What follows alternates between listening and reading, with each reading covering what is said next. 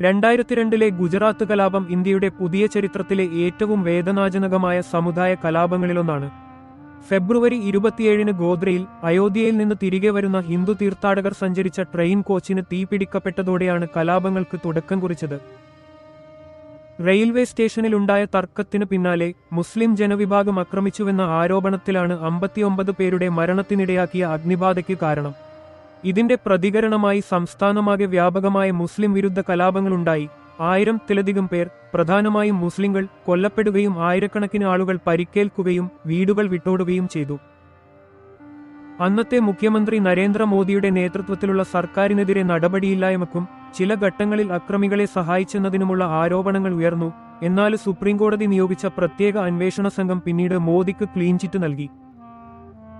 മതവൈരത്തിന്റെയും അക്രമത്തിന്റെയും ഭീകരത മുന്നറിയിപ്പ് നൽകുന്ന ഇന്ത്യയുടെ കറുത്ത അധ്യായമാണ് ഈ കലാപം.